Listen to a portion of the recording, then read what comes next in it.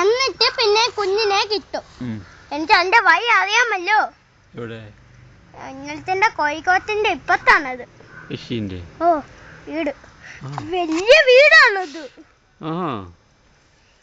ആ മുറി കയറിയ രക്ഷിത്തു എണരും. നമ്മളെല്ലാം കടിച്ച് ഇന്നും അത് ഫോട്ടോ എടുക്കല്ലേ. അദ്ദേഹത്തിന് ഫോട്ടോ എടുത്ത അദ്ദേഹത്തിന് എടുക്ക് നല്ല ആ ദൈവം കണ്ണ് കണ്ണാണ് ദൈവം. നമ്മളെല്ലാം രക്ഷിക്കും.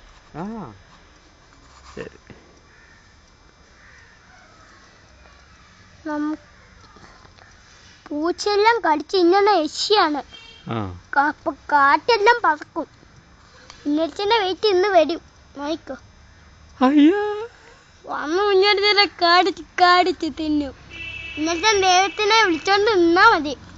ദൈവം വന്ന് നമ്മളെ രക്ഷിക്കും. ഇവനെ വിളിച്ചാ മതി. ഇവനെ വിളിച്ചാ മതി.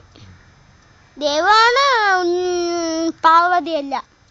പാർവതി വിളിച്ചല്ലേ അല്ല ഇത് കളിക്കണ ആന ഇങ്ങനെ കുമ്പുള്ള ആനക്ക് നല്ല തീയാണ്. ഇങ്ങനെ എല്ലാം യശി എല്ലാം തീ വിടും. വിളിക്കോ എന്നെ വരുമല്ലോ. ഇന്നത്തെ എന്നെ രക്ഷിച്ചു. ഇന്നലെ രാത്രി എൻ്റെ വീട്ടിൽ യശി വന്നല്ലോ. എന്നിട്ട് ഞാൻ ആന ഗണപതി അമ്പലത്തിൽ പോയി ഗണപതി എന്നെ രക്ഷിക്കണമെന്ന് പറഞ്ഞ് എന്നെ രക്ഷിച്ചല്ലോ. ഗണപതി വന്ന് എൻ്റെ വീട്ടില്.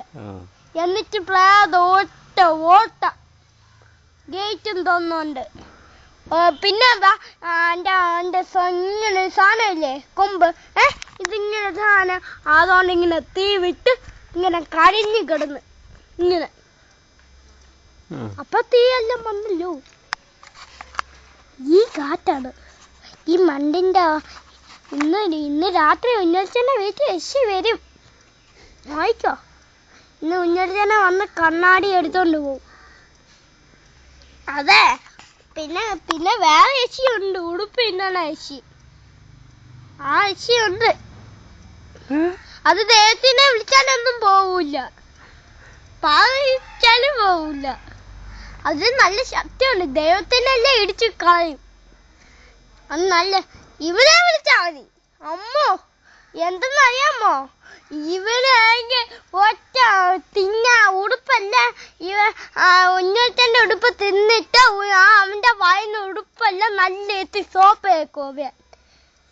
അയ്യോ ഇവിടെ ഉന്നതന്റെ ഉടുപ്പ് ഇന്നാ ഇവനൊന്നും വരൂല. രാത്രി ഉന്നച്ച ഒതുങ്ങൂല. അപ്പൊ ഉന്നതന്റെ ഉടുപ്പ് കടിച്ചു അയ്യോന്ന് വിളിക്കും.